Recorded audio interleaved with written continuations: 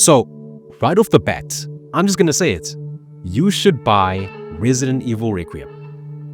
Now, I know we're a month late, but this game just had to be enjoyed properly. This isn't something I say lightly, especially with a series like Resident Evil where expectations are insanely high right now. But Requiem is one of those games that for a good chunk of its runtime feels like Capcom firing on all cylinders. Now, is it perfect? No. There are definitely moments where it pulls back instead of pushing forward. But even with that, this is still a game that delivers a full, satisfying experience, and more importantly, it feels like a meaningful step forward for the series.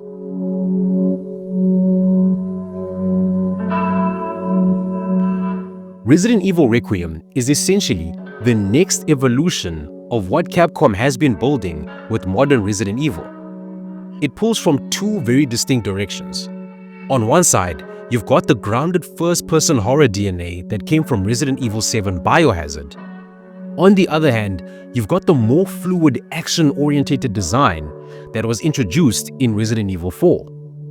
And instead of choosing between those two styles, Requiem blends them. But the real hook here isn't just the gameplay style, it's Requiem's structure.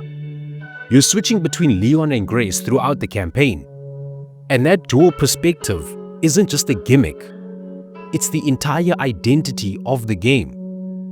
Leon represents control, experience, precision, action.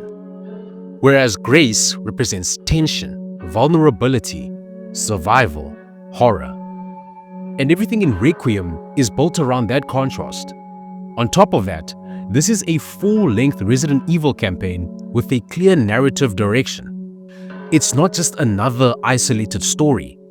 It actually tries to connect the Resident Evil timeline in a way the recent entries haven't fully committed to.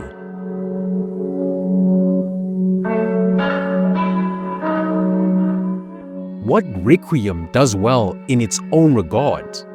Well, the first half of this game is seriously some of the strongest Resident Evil we've gotten in years. It absolutely nails that balance between vulnerability and control. You're constantly making decisions on whether to fight or avoid interactions just to survive. Whether you should explore more or get to a safe room.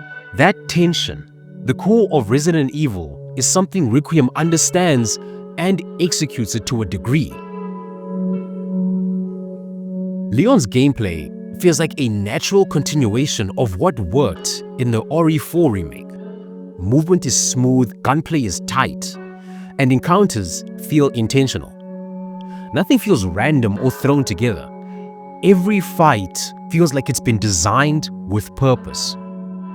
But as for Grace's gameplay, her gameplay is what elevates this game. Her sections slow everything down in the best way possible. You're not just reacting to the horror, but you're thinking. You're observing your surroundings, planning your movements, and engaging with the systems on a deeper level. You can't just overpower situations when you're playing as Grace. The game forces you to adapt to the situation, whether it is learning habits or killing every zombie in sight. With Grace, it feels like every blow or escape truly matters. And that contrast between Leon and Grace is what keeps the experience fresh. Just when you start getting comfortable, the game shifts perspective and makes you approach everything differently. It never really lets you settle. And then there's the environments, especially early on. They're exactly what you want from Resident Evil.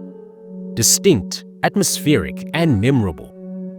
These aren't just places you move through, they're memorable. When you're trapped in Rose Hill Chronic Care Center, you can't help but start mapping it out in your head. You remember where threats are, where resources might be, where your escape routes are. That layered level design is what makes the game so engaging moment to moment. It's not just about progressing, it's made to feel as if you're barely surviving. Which is the goal.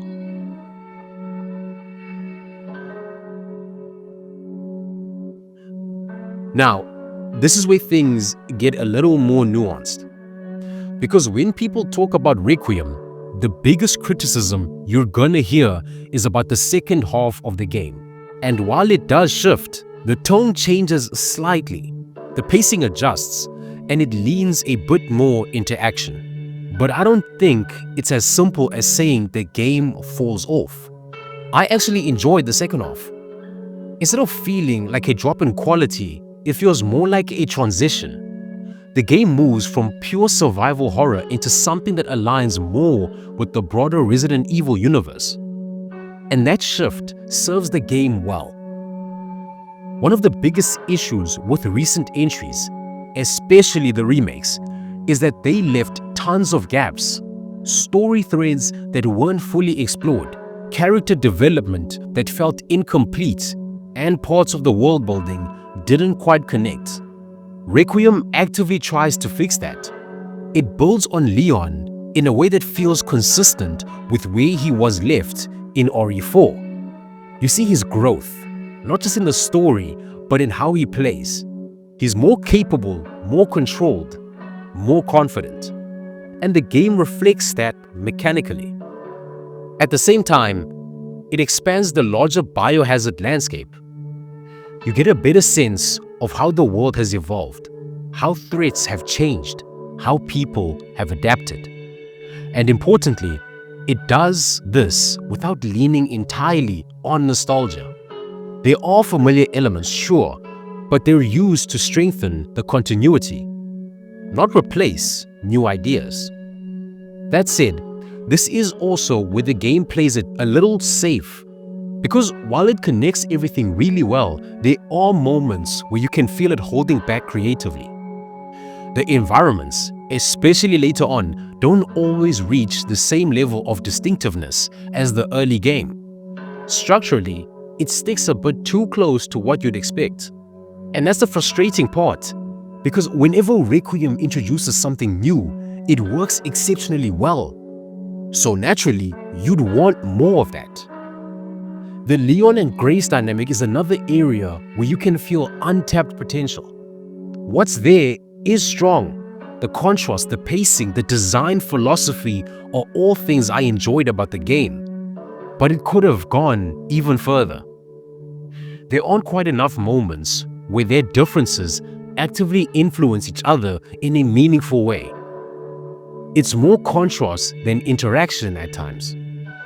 I mean, that's not a deal breaker, but it is something you notice. It's a great foundation for something that could have been expanded on much more.